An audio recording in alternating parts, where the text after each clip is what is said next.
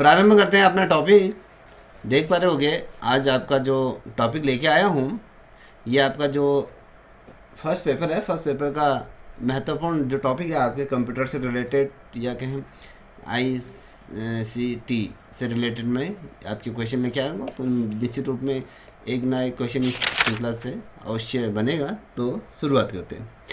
देखिए दोस्तों, जो पहला प्रश्न आपके सामने मैं रख रहा हूँ, तो आप देख पा रहे होगे, ये कह रहा है सगुन जो पोर्टल है, पोर्टल के माध्यम से राज्यों और संघ राज्यों, क्षेत्रों और स्वायत्त निकायों के बीच सर्वोत्तम प्रथाओं को साझा करने का उद्देश्य क्या है। देखिए, सगुन पोर्टल के माध्यम से जो राज्य हैं या केंद्र शासित जो प्रदेश हैं और साथ ही जो स्वायत्त निकाय जो संस्थाएं हैं, उनके बीच जो सर्वोत्तम जो प्रथाएं होती हैं, प्रथाओं को साझा करने का उद्देश्य क्या है। तो यहाँ पर आप देख पा रहे होंगे, यहाँ पर दिया है सरकारी नियमों का पालन करना है, या फिर एक दूसरे से सीखना और सामूहिक विकास में तेजी लाना है, या फिर जो प्रशासनिक कार्यभार कम करना है, या फिर चौथा आप देख पा रहे हैं शैक्षिक संस्थानों के बीच प्रतिस्पर्धा को बढ़ावा देना है। तो बता सकते हैं कि इसका आंसर क्या हो सकता है। Sir B option. D. Sir B. आप ए बी। एक दूसरे से सीखना और सामूहिक विकास में तेजी लाना। Option number B. आपने बी कहा या 1 2 3 4 यहाँ पर 1 2 3 बता दीजिए। सर दूसरा। सेकंड। सर दूसरा। चलिए, दूसरा। बिल्कुल सही है, एकदम राइट आंसर है, क्योंकि एक दूसरे से सीखना और सामूहिक विकास में तेजी लाना। जो भी अगर हम राज्यों की बात करें, तो राज्य क्या करते हैं, एक दूसरे राज्यों से क्या करते हैं, सीखते हैं, बहुत चीज़ें क्या करते हैं, साझा भी करते हैं। और जो हमारे जो केंद्र शासित जो जितने भी प्रदेश हैं और साथ ही जो जितने स्वायत्त निकाय हैं जो भी भारत सरकार द्वारा निर्मित किए गए हैं, जैसे हम UGC की बात करते हैं, तो अलग अलग जो स्वायत्त निकाय हैं, तो उनके बीच क्या होती है, जो प्रथाएं होती हैं उनको कहीं ना कहीं साझा करते हैं। अब देखिए, जैसे यूपी है ना, अगर यूपी में मान लीजिए कोई चीज़ हो रही है या भर्तियां हो रही हैं, कुछ ऐसी चीज़ें हो रही, तो क्या करती है, उत्तराखंड भी कहीं ना कहीं उसको कॉपी करता है। ठीक है, तो ये क्या होता है, एक दूसरे से कहीं ना कहीं ये चीज़ें को कॉपी करते हैं, या उनसे तेज़ी से उसमें विकास होता है, या फिर उनमें सहयोग भी ये प्रदान करते हैं। अब देख पा रहे होगे दूसरा प्रश्न है, बड़ा महत्वपूर्ण है, देख पा रहे होगे आप।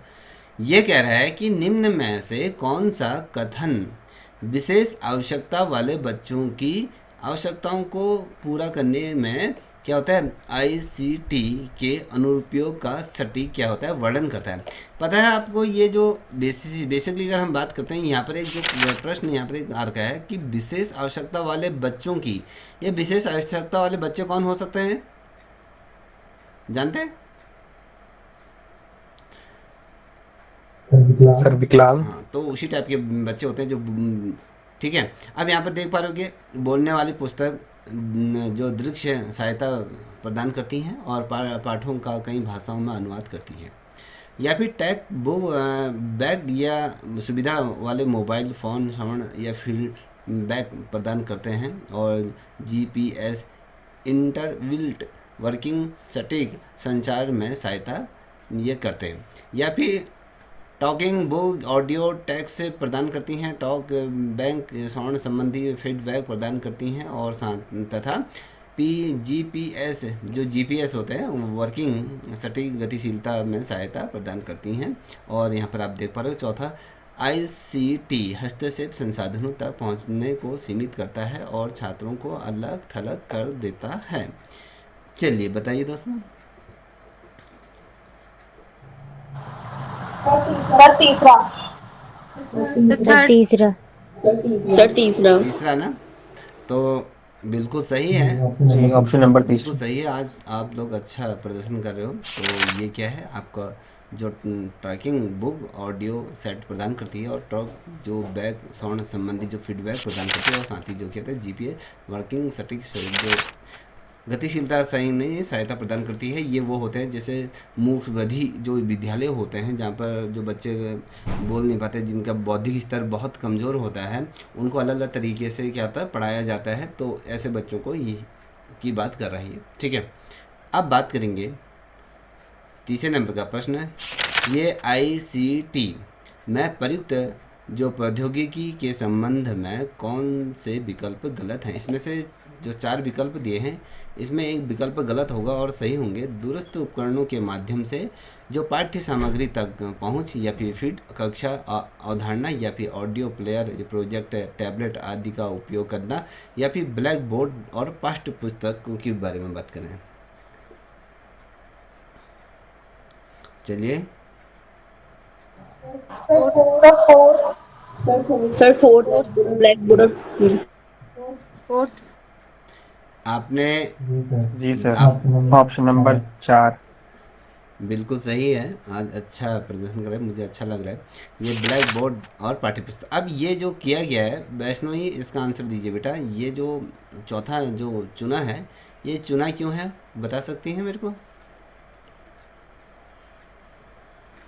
सर ब्लैक बोर्ड और पाठ्य पुस्तकें तो पारंपरिक शिक्षण में आएंगे, तो आईसीटी में बाकी जो थर्ड है वो आईसीटी है। ठीक।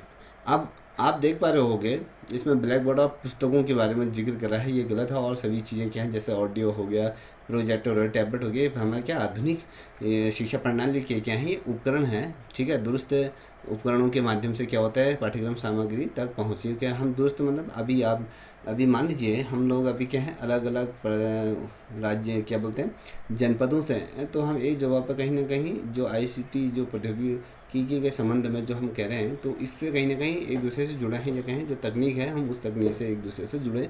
तो ये क्या है, सारे सही हैं। और ब्लैक बोर्ड और पुस्तकें, इसका ये जो इसमें गलत है। ठीक है, ऑप्शन चौथा आपने सही चुना है। अब बात करेंगे चौथे नंबर का प्रश्न। ऑप्शन बी के बारे में बता दीजिए हैं? जरा, फ्लिप्ड कक्षा अवधारणा के बारे में। किसके?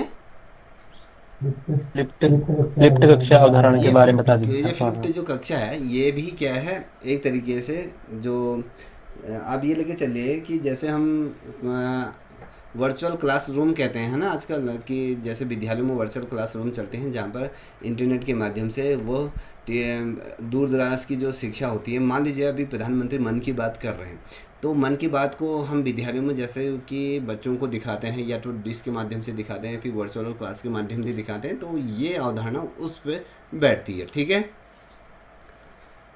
अब यहाँ पर देख पा रहे होगे, लर्निंग जो मैनेजमेंट है सिस्टम, लर्निंग मैनेजमेंट जो सिस्टम है, जिसे हम LMS भी कहते हैं इसको, तो का जो प्राथमिक उद्देश्य क्या है, कह रहा है इसका उद्देश्य क्या है। बेसिकली अगर वहाँ पर कभी क्वेश्चन ये नहीं बनेगा, लर्निंग मैनेजमेंट सिस्टम नहीं आएगा, तो LMS ये आएगा, तो इसका प्राथमिक उद्देश्य क्या है, तो आपको पता होना चाहिए कि इसका मतलब इसे कहते हैं। तो यहाँ पर कह रहा है कि छात्र शिक्षा संचार को सुगम बनाना, शैक्षिक सामग्री का प्रबंधन और वितरण करना, या अनुसंधान या अध्ययन आयोजन करना, या फिर छात्रों को भौतिक जो पुस्तकें उपलब्ध कराएं। तो क्या हो सकता है इसका? Sir first option. आपने कहा कि छात्र शिक्षा संचार को सुगम बनाना, यही कह रहे हो ना बेटा? जो भी ऑनलाइन देख रहे हैं वो भी आंसर दे सकता है। ऑप्शन 2। चलिए, और लोग भी हैं यहाँ पर। रवि जी, आपका क्या कहना है? अब इतने लोग जुड़े हैं, तो कम से कम अपनी बात तो रख। Sir second number. चलिए, सेकंड इसका नंबर। आंसर देते हैं, जो ऑनलाइन देख रहे हैं वो भी दे सकते हैं। देखिए, इसका जो राइट आंसर है, जो बच्चे एक सेकंड की तरफ गए हैं, वो बिल्कुल सही है। ये कह रहे हैं कि शैक्षणिक सामग्री का प्रबंधन और वितरण करना। ये लर्निंग मैनेजमेंट का मतलब ही है कि भैया हम जो पढ़ाने की जब हम बात करते हैं, तो शिक्षण संबंध में जो शिक्षा के संबंध में जो सामग्रियाँ होती हैं शैक्षणिक संबंध में, तो उनका प्रबंधन करना, और साथ ही उनको बच्चों को क्या करना है, वितरण करना है। कि जब तक आपके पास पूरी तरीके से शिक्षण सामग्री से रिलेटेड जब सारी चीज़ें नहीं हैं, तब तक आप शिक्षण कार्य नहीं कर सकते। जब पूरी तरीके से आपके पास ये चीज़ें उपलब्ध हैं, किताबें हैं, ब्लैक बोर्ड है, सारे कुछ जब उपलब्ध हैं, तब जाके आप क्या कर सकते हो, वो जो प्राथमिक उद्देश्य हम जिसे कहते हैं, तो ये होता है ऑप्शन सेकेंड वाला। चलिए, अगले प्रश्न की तरफ बढ़ रहे हैं। अब यहाँ पर देख पा रहे होंगे 5वें नंबर का प्रश्न, बड़ा महत्वपूर्ण प्रश्न है, इसको थोड़ा सा ध्यान से देखिएगा। ये कह रहा है कि महामारी संबंधी जो लॉकडाउन के दौरान आईसीटी के गहन उपयोग से शिक्षण समुदाय को कैसे प्रभावित किया है। अब यहाँ पर देख पा रहा हूँ, जब लॉकडाउन लगा था, यह हमारा कहें कोरोना काल का समय की जिक्र कर रहा है। इससे समुदाय शिक्षण निरर्थक हो गई है। सेकंड है, छात्र अपनी पढ़ाई को मद्देनज़र मज़ेदार बनाने के लिए क्या है, वीडियो और सिमुलेशन जैसे आदि उपकरणों का क्या करते हैं, प्रयोग करते हैं। या फिर तीसरा है, शिक्षण समुदाय अपेक्षा के अनुरूप नए तरीके को अपनाने में असफल रहा है। या फिर शिक्षण समुदाय को कक्षाओं या प्रयोगिकी कार्यों और मूल्यांकन के लिए ऑनलाइन उपकरणों से परिचित होने के लिए प्रोत्साहित किया। चलिए बताइए। फोर्थ वाला। चौथा। Option number 4। चौथा। तो आपने अगर चौथे को चुनने हो तो क्यों चुना आपने? दो नंबर। चलिए क्या बोलते हैं ये रवि जी, आप अगर 2 की तरफ जा रहे हैं तो बता सकते हैं 2 क्यों कह रहे हो आप? सर उस समय असली में लॉकडाउन था और आईसीटी का प्रयोग के द्वारा सरकार ने कई ऐप के द्वारा जो है छात्रों को मतलब हमारे जो पढ़ाई उनसे प्रभावित ना हो, तो कई प्रकार के जो मजेदार ऐप और वीडियो से द्वारा जो है बच्चों को हाँ बोलिए। सुलभ रूप से घर में बैठकर जो पढ़ाई के लिए व्यवस्था की गई थी, उसी तरह से ये आईसीटी का प्रयोग किया गया। जी सर। चलिए प्रेमा जी, आपने क्या बोला इसका? जो भी ऑनलाइन देखा वो भी आंसर दीजिए। सर 4। आप 4th की तरफ जा रही हैं, ठीक है। जिन तो 4th की तरफ जाने का रीजन क्या है आपका? सर इसमें ये था कि मतलब जो क्लासेस थी वो ऑनलाइन माध्यम से कराई जा रही थी और उनका जो रिजल्ट था वो भी ऑनलाइन के माध्यम से दिया जा रहा था, और मतलब यही है इसमें। चलिए मुझे इसका सटीक आंसर कोई देगा? आपके सामने ऑप्शन भी रखे हुए हैं, आपने चौथा कहा। चलिए वैष्णवी बेटा आप बताइए, चौथे आप कौन सा कह रही हैं?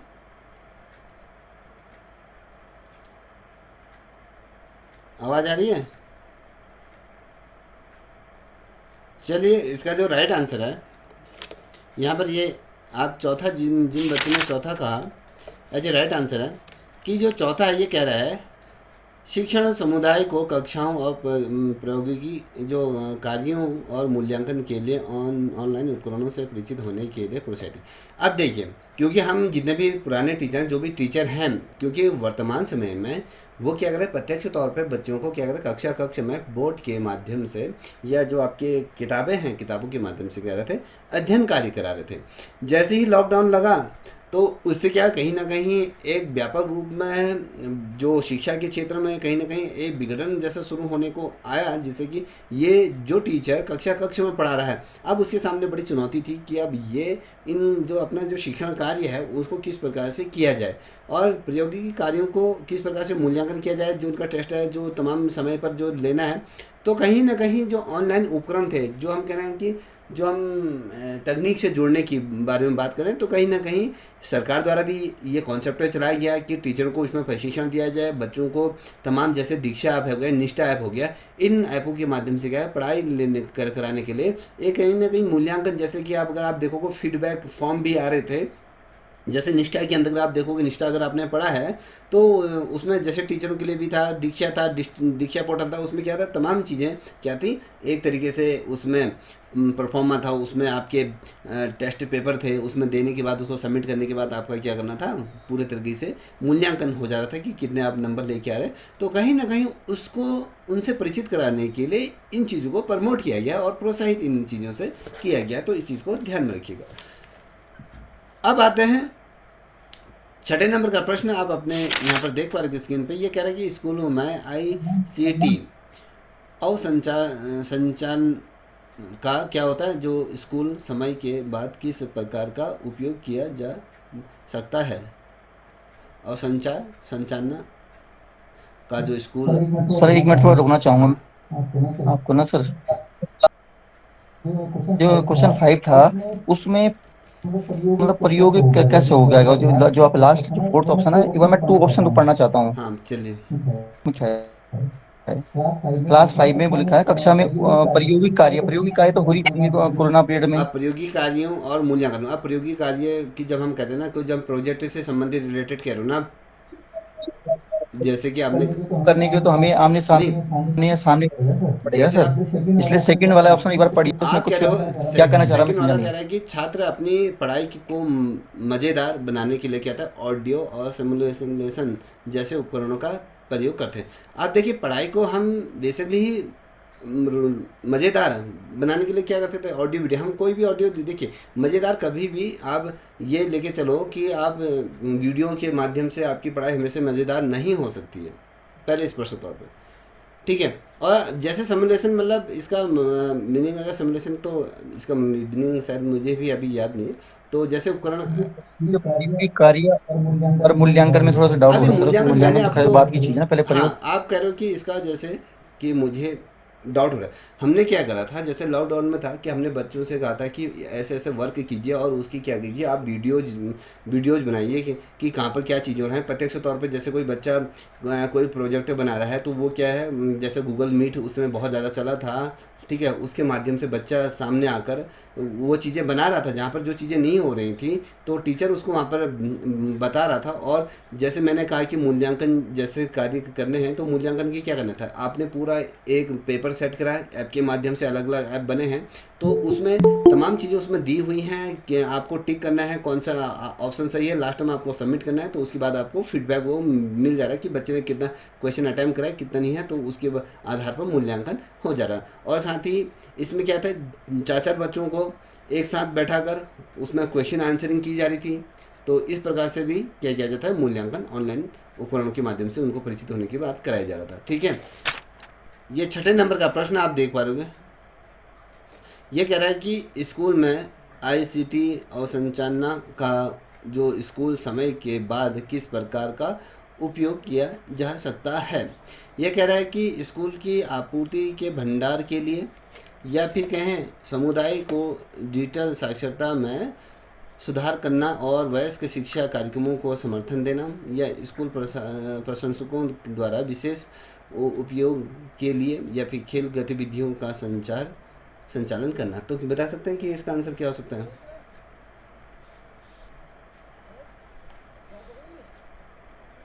चलिए बताइए।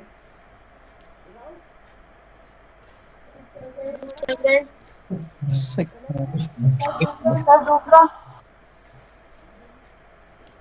देखिए, इसका जो राइट आंसर है, जो भी ऑनलाइन देख रहे हैं वो भी दे सकते हैं इसका आंसर। तो इसका जो राइट आंसर है वो आपके क्या है, दूसरा एकदम सही कहा आपने कि जो समुदाय की जो डिजिटल साक्षरता में सुधार करना और वयस्क शिक्षा कार्यक्रमों को समर्थन देना, इसका क्या है, राइट आंसर है। इसका जो छठे का, इसका दूसरा जो सही उत्तर है।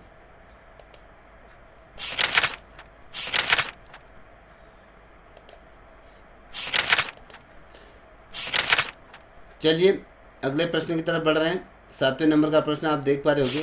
ये कह रहा है आईसीटी शिक्षा में डिजिटल विभाजन को कैसे पाठ बांटा हो सकता है, पाठ सकता है। तो बेसिकली इसे देख लीजिए। तो इसमें कह रहा है सभी छात्रों के लिए समान डिजिटल सामग्री उपलब्ध कराएं, या फिर वंचित समूह के लिए जो समाधान और सामग्री विकसित करें, या हाशिए पर पड़े जो समुदाय हैं जो आईसीटी उपकरणों को कम करके, ठीक है, या फिर केवल शहरी क्षेत्रों पर ध्यान केंद्रित करके। तो क्या हो सकता है इसका। चलिए आंसर दीजिए, जो भी ऑनलाइन देख रहे हैं वो भी बच्चे आंसर दीजिए। सर दूसरा। और बच्चे भी हैं यहाँ पर। सर पहला। सर पहला। सर दूसरा। फर्स्ट। देखिए यहाँ पर जो कह रहा है इस, ऑप्शन नंबर पहला। हाँ ठीक, जो आप जिन्होंने दूसरे तरफ के गए हैं, तो दूसरा राइट आंसर है इसका। ये कह रहा है कि जो वंचित समूह के लिए जो समाधान और सामग्री विकसित करें। देखिए अब आप कह रहे हो कि जब हम शिक्षा में डिजिटलीकरण का विभाजन की हम अगर बात करते हैं, तो जितने भी जो वंचित समूह हैं जो इन चीज़ों को खरीद नहीं पाते हैं, तो ऐसे बच्चों को क्या करना है, उनका समाधान निकालना है, उनको भी सामग्री क्या करना है, वितरण करना है और सामग्री उनको विकसित करके उनको देना है।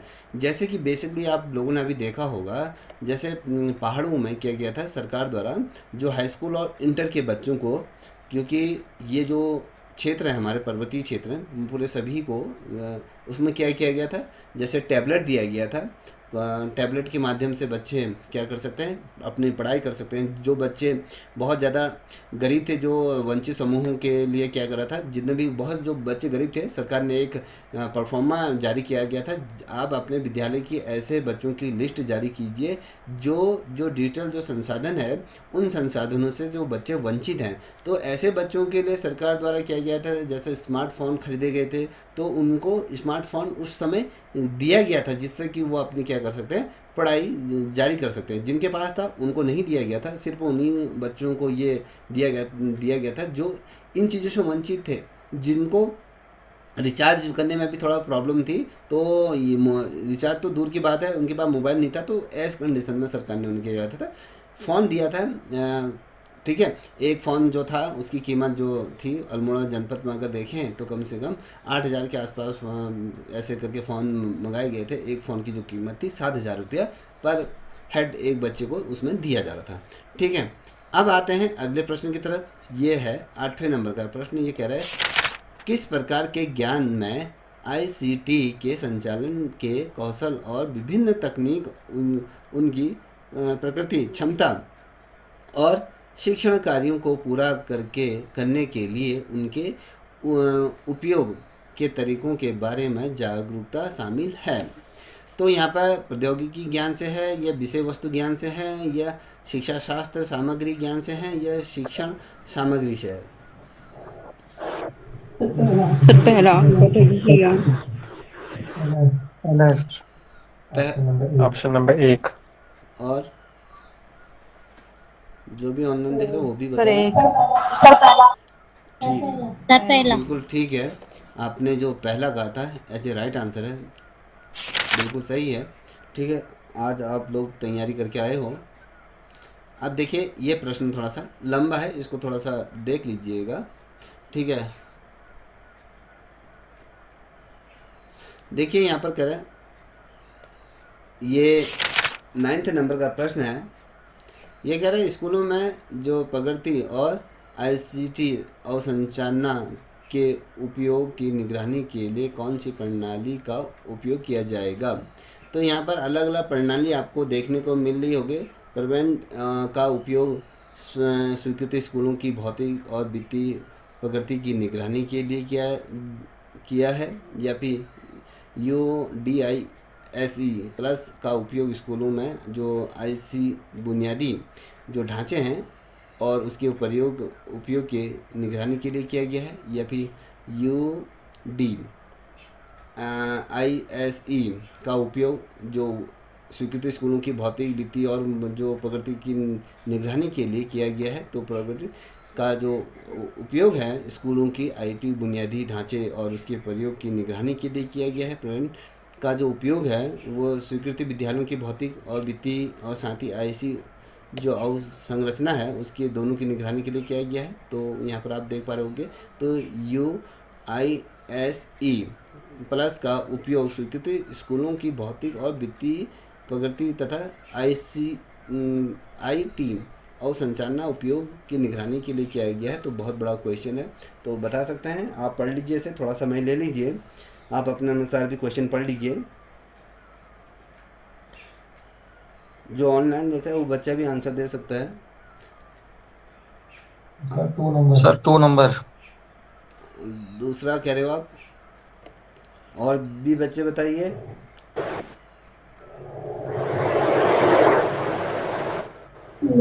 ये सर दूसरा। सर पहला। हैं? सर पहला। पहला? First number. पहला कैसा लगा आपको बेटा, बताओ।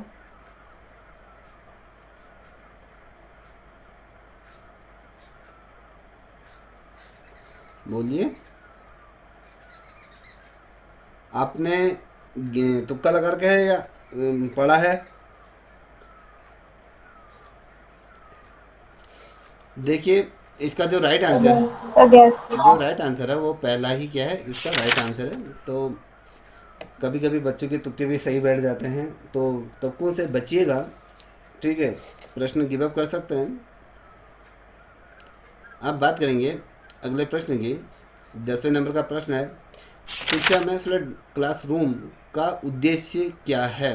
अभी आपने क्वेश्चन किया था, किसने किया था क्वेश्चन? रवि जी आपने किया था ना? नहीं सर, मैंने किया था। जिसने भी किया था, तो अभी आपको पता चल जाएगा। यहाँ पर कह रहा है कि जो छात्र घर पर स्वयं पढ़ाई करते हैं और कक्षा में होमवर्क करते हैं, या फिर शिक्षक कक्षा में व्याख्यान देते हैं और गृह कार्य देते हैं, या फिर छात्र अपना सारा समय आपसी कक्षाओं में बिताते हैं, या शिक्षक और छात्र कक्षा में जो भूमिकाओं का आदान प्रदान करते हैं। तो बताइए क्या हो सकता है इसका? Sir fourth. Sir fourth. Fourth. Fourth. तो यहाँ पर जो कह, सर वन। हाँ बोलिए। सर पहला। और सर 4 नंबर। जी कुछ कह रहे हैं, बताइए इस पर। Sir class 4। आपका चौथा कह रहे हो ना आप? जी सर। देखिए, जी अभी फोर्थ। अभी मैंने ऊपर आप लोगों को कुछ बताया था, तो वो चीज़ आपने ध्यान नहीं रखी। तो ये इसका जो है अभी भारती ने इसका सही कर दिया। तो ये पहला इसका क्या है, राइट आंसर है। ठीक है, ये छात्र घर पर स्वयं पढ़ाई करते हैं और कक्षा में क्या करते हैं, होमवर्क करते हैं। तो ओबियसली इसका मतलब ही उद्देश्य यही है। तो आजकल यही चीज़ें चल रही हैं। रीडिंग क्लासरूम तो सर रीडिंग क्लासरूम तो फिर वहाँ होंगे सर, जो हमारे स्कूल में जो है स्क्रीन लगी होती है, उसमें हम देखते हैं। जैसे आप बोल रहे थे कि मन की बात हाँ, देखते हैं, तो ये घर में कैसे हो तो गया ये सर? बच्चों को क्या कहते हैं, घर में वो चीज़ का अध्ययन करते हैं। ठीक है, देखिए घर में क्या करते हैं, वो पढ़ाई करते हैं। जैसे हमने कहा कि अभी आपको कहीं मन की, जो मैंने आपको बताया था कि जैसे हम जो बड़े बड़े स्क्रीन लगे रहते हैं या कुछ ऐसे वर्चुअल क्लासरूम की जब हम बात करते हैं, तो वर्चुअल क्लासरूम के अंतर्गत यही तमाम चीज़ें होती हैं जो मैंने आपको बताया। तो ये बच्चे क्या करते हैं, वो चीज़ को घर में ही अध्ययन करते हैं, उसको पढ़ाई करते हैं। और कक्ष में जब आते हैं, जब उपस्थित होते हैं, तो उस समय वो होमवर्क करते हैं जो चीज़ उन्होंने देखी। तो उसका इस चीज़ें फिर वो क्या करते हैं, जब क्लास स्टार्ट होती है तब उस समय वो चीज़ें को करते हैं। ठीक है, तो इसको, अगर आपको ये लगता है कि ये प्रश्न थोड़ा सा आपको लगता है कि यहाँ से शंका है, तो इस प्रश्न को आप गूगल में सर्च कर सकते हैं। तो कहीं पर ही किताबें होगी, तो वहाँ पर आप सर्च कर सकते हैं। तो इसका आंसर क्या है, तो वहाँ पर आपको देखने को मिल जाएगा। तो यहाँ पर इसका जो सही आंसर है ऑप्शन ए। ठीक है, आप सारे प्रश्न अपने डाउट क्लियर कर सकते हैं कि आपको लगता है कि यहाँ पर ऐसा है। ठीक है, तो 11वें नंबर का प्रश्न है, निम्न में ऐसा कौन सा ICT उपकरण का लाभ नहीं है। तो यहाँ पर देख पा रहे हो कि IC उपकरण का क्या है, लाभ नहीं है कह रहा है। तो प्रत्यक्ष कक्षा शिक्षण, या फिर लागत कुशल या प्रौद्योगिकी पर निर्भरता यह है, दृश्य श्रवण साधनों से शिक्षण बेहतर होता है। Sir fourth. जो दृश्य श्रवण जो संसाधन होते हैं उनसे शिक्षण बेहतर होता है, आपका कहना ही है। और सर फर्स्ट सर होगा, दूसरा। सर प्रत्यक्ष दूसरा। कक्षा शिक्षण। अच्छा, दूसरा आप, लागत कुशल दूसरा। चलिए ठीक है। दूसरा। मुझे आप ये बताइए, क्या बोलते हैं, यहाँ पर वैष्णवी जुड़ी होगी। तो वैष्णवी, अगर आप तक मेरी आवाज़ आ रही है बेटा, तो इसका आंसर बताओगे? Sir second. इसमें ये क्वेश्चन क्या कह रहा है, इसको थोड़ा सा ध्यान से देखिएगा। निम्न में से कौन सा ICT उपकरण का लाभ नहीं है कह रहा है। तो इसमें आपने कहा लागत कुशलता, कोई दृश्य श्रवण सामग्री कह रहा है। तो इसका जो राइट आंसर है बच्चा, तो आपको बता दूं, इसका ऑप्शन तीसरा। ठीक है, तीसरा क्या है, जो प्रौद्योगिकी पर निर्भरता, ये है इसका। ठीक है, ये इसका लाभ नहीं है, जो प्रौद्योगिकी जो इस पर निर्भरता ही नहीं रहता है। ठीक है, इसका मतलब ये नहीं कि हम इस पर ही ज़्यादा निर्भर हैं। अब आते हैं अगला प्रश्न, आप देख पा रहे होगे 12वें नंबर का प्रश्न है, ICT का तात्पर्य डैश डैश है और एक बाइट में डैश डैश होता है। तो ये आपको बताना है। अंतर्राष्ट्रीय जो समुदाय शब्दावली 6, 1 बाइट में 6 होता है। इसका हम जब अर्थ की बात करते हैं, अंतर संचार प्रौद्योगिकी 10, या फिर सूचना एवं संचार प्रौद्योगिकी 8, या फिर कहें जो परस्पर संबद्ध प्रौद्योगिकी 12। सर तीसरा सूचना एवं सर प्रौद्योगिकी। तीसरा ठीक है, इसका जो नो इसका जो आइडिया। राइट आंसर है वो तीसरा एज ए राइट आंसर है। ठीक है, यहाँ पर 8 आ जाएगा। और यहाँ पर क्या होगा, हमने दूर संचार प्रौद्योगिकी, आपने देखा होगा भारत सरकार मंत्रालय के अंतर्गत एक इसका विभाग होता है, उसका एक कैबिनेट मंत्री होता है। पिछली दफ़े जो अनुराग ठाकुर क्या थे, दूर संचार प्रौद्योगिकी के क्या थे, आपके कैबिनेट मंत्री थे। तो यही इसका तात्पर्य होता है। ठीक है, अब बात करते हैं, आप कभी क्वेश्चन पूछा जाता है तो आपका इसका अर्थ आपको पता होना चाहिए हम किस पे पढ़ रहे हैं। अब देखिए 13वें नंबर का प्रश्न है, वह कथन चुने जो शिक्षा में ICT का सबसे अच्छा वर्णन करता है। अब 4 ऑप्शन दिए, एक चॉइस कीजिएगा। ICT एक लागत प्रभावी प्रौद्योगिकी है, या फिर ICT शिक्षण अधिगम को अधिक प्रभावी बनाता है, या ICT युवा शिक्षार्थियों को सुस्त बना देता है। ठीक है, या फिर ICT कक्षा के वातावरण में विविधता पैदा करने के लिए एक दायित्व के रूप में कार्य करता है।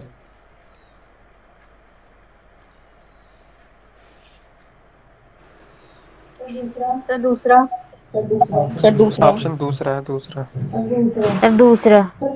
Sir fourth. हैं? सर 4 वाला है सर, 4। तो और अभी सर यहाँ पर 4। रितु की भी अभी आवाज़ आई। बताओ बेटा क्या कहा आपने? सर मैंने दूसरा बोला। चलिए, ITI जो है शिक्षा अधिगम को अधिक प्रभावित बनाता है, प्रभावी बनाता जी है। जी, हाँ, दूसरा। तो इसका जो राइट आंसर है, देखिए इसका राइट आंसर दूसरा ही है। जो आप फोर्थ कह रहे थे, फोर्थ नहीं है। देखिए ICT कक्षा के वातावरण में विविधता पैदा करने के लिए एक दायित्व के रूप में कार्य। अब आप इसको देखिए, जो इसमें अधिगम, जो शिक्षा सीखना और उसको सिखाने को हम क्या कहते हैं, अधिक प्रभावशाली हम बना सकते हैं। मैं क्या, मान लीजिए मेरे पास अभी डिजिटल बोर्ड है, तो मैं उस डिजिटल बोर्ड से मैं आपको कितना शानदार तरीके से पढ़ा सकता हूँ।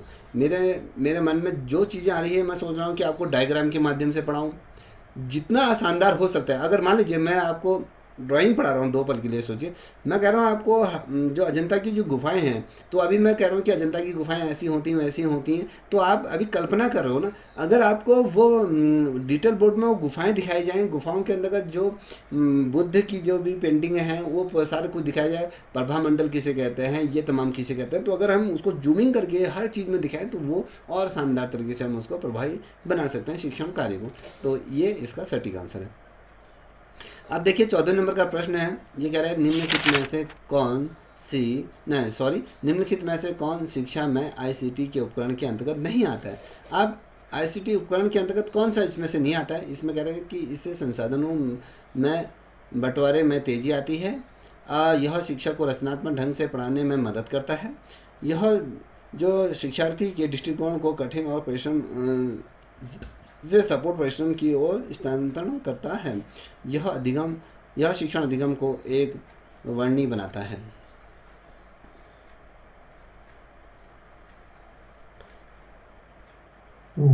To second.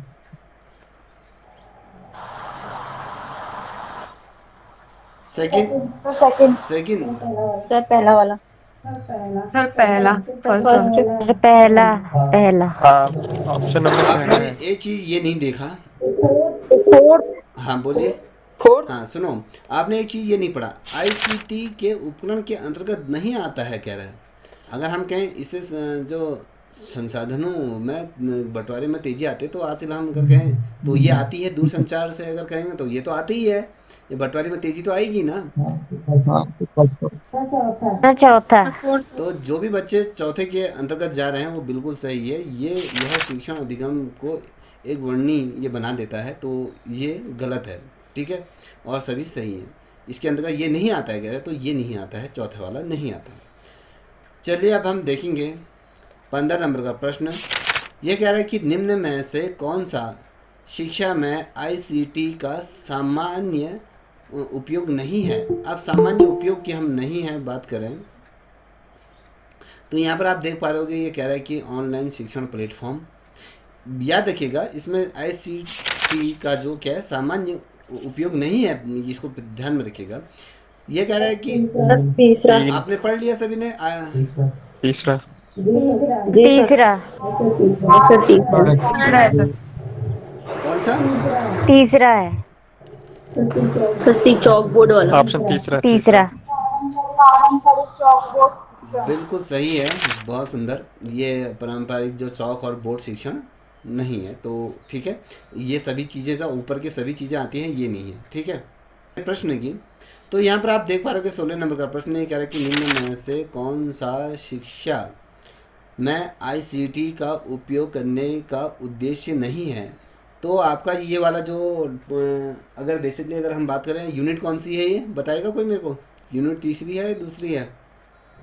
तीसरी सर थर्ड तो तीसरी यूनिट है, तो बेसिकली इसी पर बेस्ड है वो। तो यह देखिएगा ये कह रहा है कि शिक्षा में ICT का उपयोग करने का उद्देश्य नहीं है दूरस्थ क्षेत्रों में शिक्षण की गुणवत्ता में सुधार लाना, शिक्षा प्रणाली में पारदर्शिता को छुपाना, या शिक्षकों द्वारा किए जाने वाले शारीरिक परिश्रम की बर्बादी को समाप्त करना, या फिर कहें शिक्षा के माध्यम अगर शिक्षा के ऑनलाइन माध्यम तक पहुंच प्रदान करना। दूसरा सर सेकंड दूसरा वाला सेकंड ऑप्शन दूसरा वाला। दूसरा तो बिल्कुल सही है। तो शिक्षा प्रणाली में पारदर्शिता को छुपाना तो ये नहीं है, और तो इसी का सभी का क्या है ICT का प्रयोग सभी में किया जाता है। बहुत अच्छा है तुम्हारा, मुझे लग रहा है ये वाला पोर्शन मौजूद है। इसी प्रकार से सभी चीज़ें अगर मौजूद होगी तो निश्चित रूप में सिलेक्शन होगा। 17 नंबर का प्रश्न है विशेष आवश्यकता वाले बच्चों के लिए शिक्षा में ICT का उपयोग करने में निम्नलिखित में से कौन सा लाभ है। ठीक है, जो मुँह बधू जो जैसे बच्चे होते हैं तो इनके लिए अलग से स्पेशल क्या होती है विद्यालय भी होते हैं। तो ऐसे बच्चों की हम बात करें तो ये ICT उपकरण व्यक्तिगत शिक्षण अनुभव प्रदान करते हैं, या फिर ICT से शिक्षकों का कार्य बढ़ जाता है, या फिर ICT छात्रों और शिक्षकों के बीच संचार के प्रतिबंध करता है, या फिर ICT शिक्षण जो संसाधनों की उपलब्धता को कम कर देता है। एक है एक पहला सर फर्स्ट। पहला और लोग भी बताइए। फर्स्ट सर पहला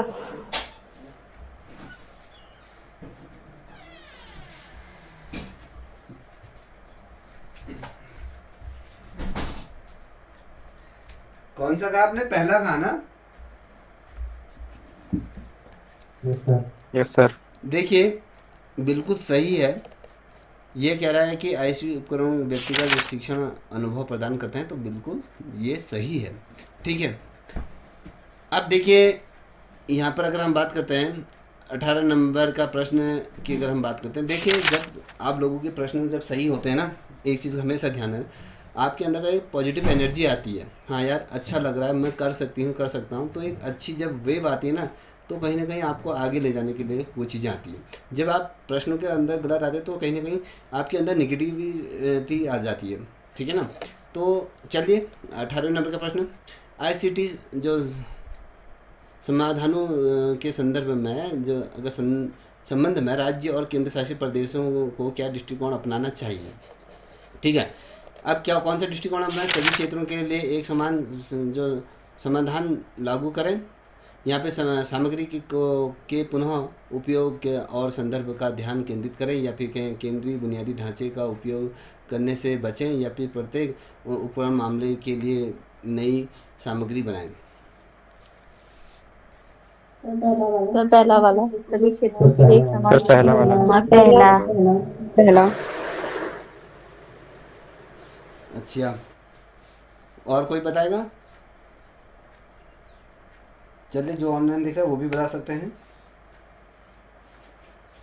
देखिए इसका जो 18वें का है, इसका ऑप्शन दूसरा है। ये कह रहे हैं कि सामग्री को के पुनः उपयोग और संदर्भ पर ध्यान केंद्रित करें।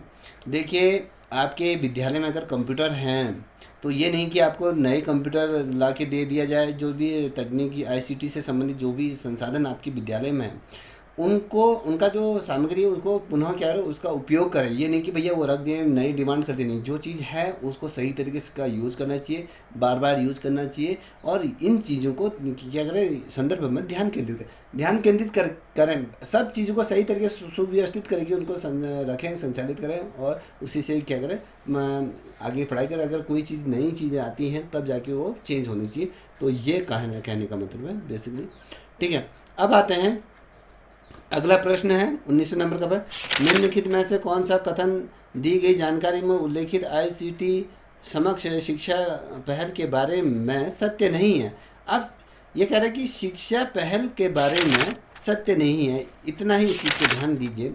तो यहाँ पर देखिए, जो दिशा सरकारी स्कूलों और तकनीकी शिक्षण संस्थानों के लिए डिजिटल सामग्री उपलब्ध कराती है, या तो ये डिजिटल सामग्री विकास का कार्य केंद्रीय और राज्य का जो राज्य शैक्षणिक प्रौद्योगिकी संस्थान द्वारा इसको किया जाता है, या फिर डिजिटल सामग्री को भौतिक पाठ्यक्रम और पारंपरिक जो कक्षा निर्देशन का स्थान लेने के लिए डिजाइन किया गया है। शिक्षकों को सशक्त और व्यावसायिक विकास दीक्षा मंच का हिस्सा है। तो बता सकते हैं क्या? सर पहला। पहला कहा आपने, ये कह रहे कि शिक्षा पहल के बारे में सत्य नहीं है, इस चीज़ को भी ध्यान दीजिएगा। पहले पढ़ लो क्वेश्चन को, उसको समझिए कि जल्दीबाजी मत कीजिए। जो भी ऑनलाइन देख रहा है वो भी आप इसको पढ़ें, फिर उसका आंसर दीजिए। 19 नंबर का प्रश्न है, अत्यंत महत्वपूर्ण प्रश्न है, बहुत अच्छा प्रश्न है। आपकी उसमें जो दिशा है, जो दीक्षा है, तीसरा फोर्थ होगा।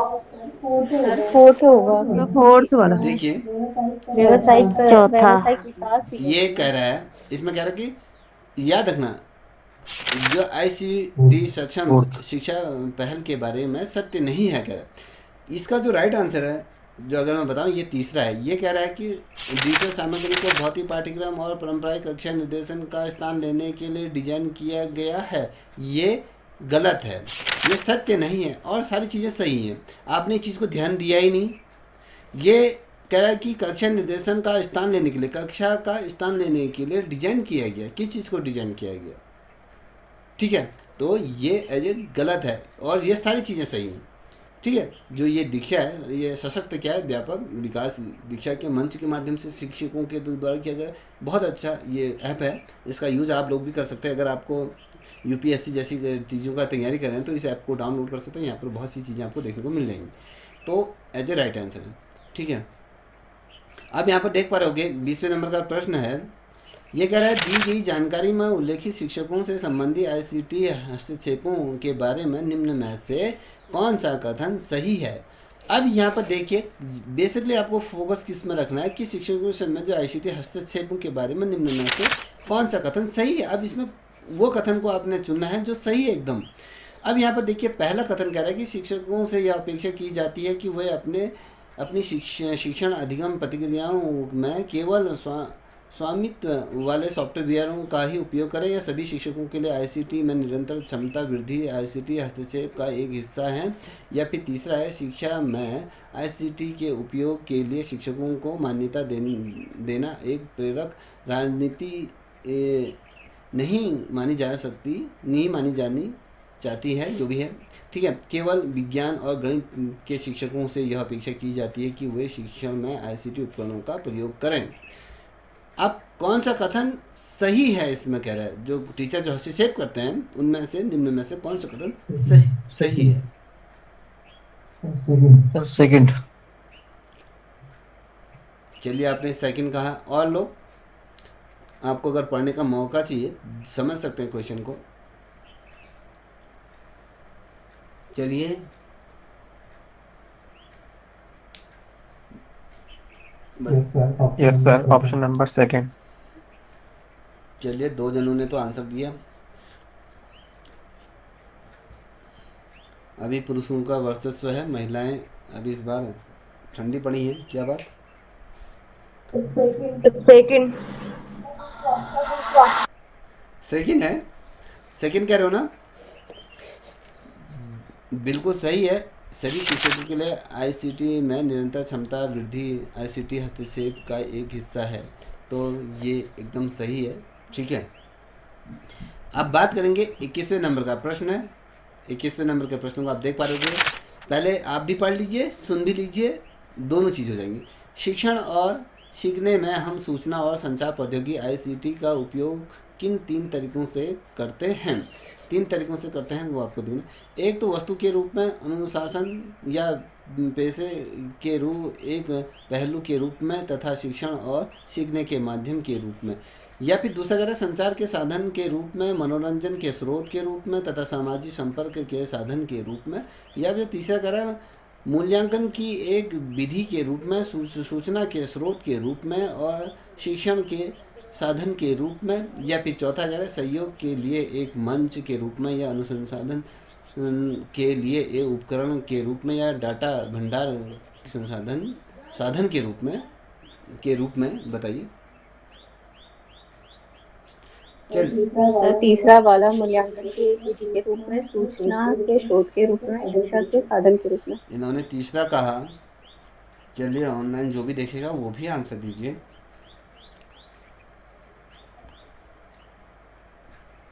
चलिए जल्दी जल्दी दीजिए। तीसरा है। सर तीसरा। तीसरा सर। सर तीसरा।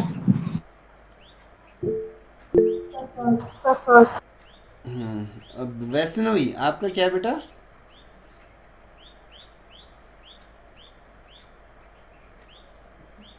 सर मुझे तो चौथा लग रहा है। यहाँ पे लैपटॉप हो चुकी हैं या इसमें बनी हुई हैं? चलिए सर थर्ड है। थर्ड है, तो जल्दी आंसर दीजिए। रेमा जी आप बताइए बेटा। सर तीसरा। देखिए इसमें किसी एक बच्चे का उत्तर आया था, पहला किसका आया था? जिसने भी दिया था बहुत सोच समझ के दिया होगा, एकदम राइट है। ये कह रहा है कि एक वस्तु के रूप में, अनुशासन या पेशे के एक पहलू के रूप में, तथा शिक्षण और सीखने के माध्यम के रूप में है। ठीक है, ये इसका सही है। अब बात करेंगे सर इसमें अनुशासन का कैसा आएगा सर? समझ में नहीं आया। अनुशासन। देखिए शिक्षण में मतलब आईसीटी में तो हम अनुशासन और उसका तो कुछ चीज का मतलब मेल नहीं खाता ना कुछ। ये इसका जो ऑप्शन जो दिया है एज ये दिया है। ठीक है, तो अब यहाँ पर देखिए एक वस्तु के रूप में तो हम प्रयोग कर रहे हैं किसी न किसी चीज़ में। अब ये कह रहा है अनुशासन या पैसे के एक पहलू के रूप में, एक पहलू देख रहा है, या तो अनुशासन देख लीजिए, पहलू देख लीजिए। इसको थोड़ा सा इस तरीके से अपने तरीके से देख लीजिए। और अनुशासन को हम सर कक्षा में देख सकते हैं ना सर, और उसका जो पहलू भी हम सामने, हम तो आईसीटी में तो कहीं बैठ के देख सकते हैं। आप मुंह में पढ़ा हम आईसीटी का प्रयोग करते हैं, हम घर में बैठ के लेट के पढ़ रहे अनुशासन मान हैं। दो तो इसमें पल अनुशासन ये इसका जो कहने का जो दायित्व है, इसका कहने का जो तात्पर्य है, अगर मान लीजिए 2 पल के लिए अगर मैं अभी कक्षा अगर संचालित कर रहा हूँ, ठीक है, अभी इसी माध्यम से तो कर रहे हैं हम ना, दूर संचार प्रौद्योगिकी के माध्यम से कर रहे हैं। तो इसके अंतर्गत अगर कोई बच्चा व्यवधान उत्पन्न करता है, अब मैंने जैसे कि कोई बच्चा आ रहा है ना, जैसे कोई बच्चा आ रहा है, लैपटॉप हो रहा है, ये वो चीज़ें हो रही है, तो इससे क्या होता है, एक बाधा उत्पन्न हो जाती है। तो इस बाधा को दूर करने के लिए अनुशासन में रहना होगा कि जो चीज़ हम क्लास में चल रहे हैं तो कोई हल्ला ना करे, कोई पीछे से गाना ना बजाए, कोई शोरगुल ना करे, कोई माइक ओपन करके ना छोड़ते, जिससे कि आप लोग उससे क्या होता है डिस्टर्ब ना हो। अभी बहुत से बच्चे बीच में ऐसा हुआ था कि बच्चे बोलते रहे तो माइक खुला है, तो उससे क्या होता था दूसरे बच्चे इसमें डिस्टर्ब हो जाते हैं। फिर इसमें हमारे भारतीय हमेशा कहते हैं कि माइक बंद करो, माइक बंद करो। इससे क्या होता है, एक कहीं ना कहीं अनुशासन हमें रखना होगा। तो इसका मतलब ये है। चलिए अगला प्रश्न 22 नंबर का प्रश्न है, निम्नलिखित में से कौन सा आईटी उपकरण दृष्टिबाधित छात्रों की सहायता करता है? अब यहाँ पर देख पा रहे, यहाँ पर स्क्रीन रीडर और ऑडियो बुक है, या मानव कंप्यूटर मॉनिटर है, या मुद्रित पाठ्य पुस्तकें हैं, या पारंपरिक चौक बोर्ड है? सर पहला। ऑडियो वाला फर्स्ट। हाँ जी सर, पहला वाला। बिल्कुल ठीक है। इससे क्या होगा, स्क्रीन रीडर कोई होता है जो उसको पढ़ते रहता है, वो बच्चे के ऑडियो बुक में सुनते हैं, वो तमाम चीज़ें उन बच्चों के लिए सहायता प्रदान करते हैं। ठीक है, अब देखिए 27वें नंबर का प्रश्न है, ये कह रहा है कि किस प्रकार के उपकरण, याद रखना, किस प्रकार के उपकरण शिक्षकों को गतिशील प्रस्तुतियाँ देने और विषय वस्तु पर सटीक टिप्पणी करने और इंटररेविट करके है मल्टीमीडिया गतिविधियों के माध्यम से छात्रों को शामिल करने की अनुमति देते हैं। पहला है ऑनलाइन मूल्यांकन उपकरण या वीडियो कॉन्फ्रेंसिंग जो सॉफ्टवेयर होता है उसके माध्यम से, या फिर संवादात्मक स्वरूपट करके है। तो चौथा है कि शैक्षिक सॉफ्टवेयर या अनुप्रयोग।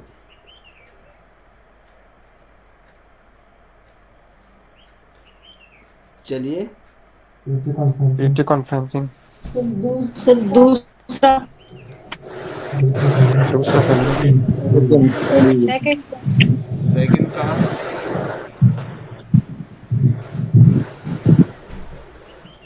चलिए और लोग भी बताइए बेटा।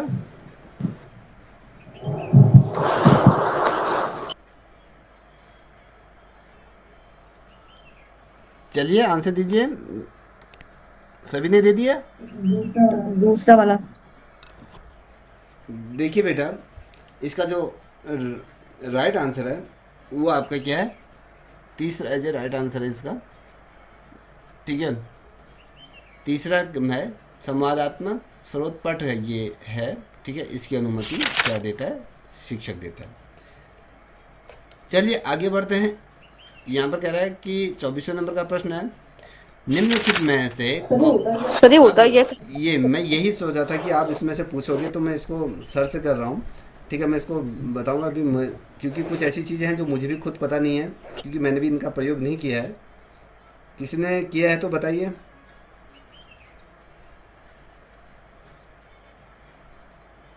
स्टडी का जैसे आंसर आप कहाँ से वेरीफाई करते हैं सर? ये ऑनलाइन उसमें मिलते हैं गूगल में? ये मेरी किताब है ना, किताब से बनाता हूँ। जी सर जी। चलिए मैं इसे खोज रहा हूँ, 1 मिनट वेट कीजिए। अगर किसे पता है तो, वैष्णवी आपको पता है तो बताइए बेटा।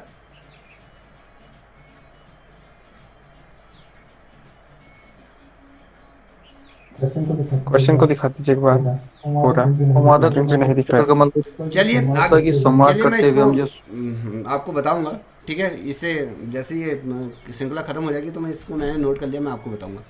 देखिए, निम्न में से कौन सी शिक्षा में ICT की प्रमुख विशेषता है, ये आपको बता रहा है। प्रमुख विशेषता की बारे में बात करें तो यह है मल्टीमीडिया उपकरण के माध्यम से इंटरएक्टिव शिक्षण को बढ़ावा देना, या फिर कक्षा में शिक्षकों की आवश्यकता समाप्त हो जाती है, या विधित शिक्षण सामग्री की ऑप्शन नंबर 1 उपलब्धता की को सही है। सीमित कर देता है, या छात्रों के बीच सहयोग कम हो जाता है। चलिए बताइए। एक सर पहला पहला पहला वाला सर। फर्स्ट का है ना, बहुत से बच्चे फर्स्ट की तरफ जा रहे हैं, तो जो भी बच्चा फर्स्ट की तरफ जा रहा है ये राइट आंसर है। तो ये क्या है, ये विधित शिक्षण सामग्री की उपलब्धता को सीमित करता है। ठीक है, अब बात करेंगे। अगला प्रश्न है, यहाँ पर आप देख पा रहे हो 25वें नंबर का प्रश्न है, निम्नलिखित में से कौन शिक्षा में सहायक प्रौद्योगिकी का उदाहरण है। यहाँ पर आप देख पा रहे हैं कि फिर से वही संवादात्मक श्वेत पट है, आभासी वास्तविक हेडसेट है, या पाठ से भाषण सॉफ्टवेयर है, या फिर शिक्षण प्रबंध प्रणाली। बताइए।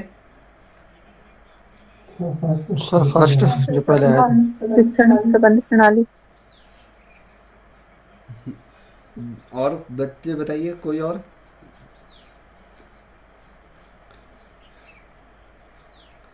चलिए, इसका जो राइट आंसर है, ये इसका जो है 25 का, ये तीसरा है। ये कह रहा है कि पाठ से भाषण सॉफ्टवेयर। ये क्या कह रहा है, ये निम्न में से कौन शिक्षा में सहायक प्रौद्योगिकी का उदाहरण है। कह रहा है कि देखिए, पाठ से जो भाषण सॉफ्टवेयर है, तो इसका क्या है, उदाहरण है, तो इसको लेके चलिएगा। ठीक है।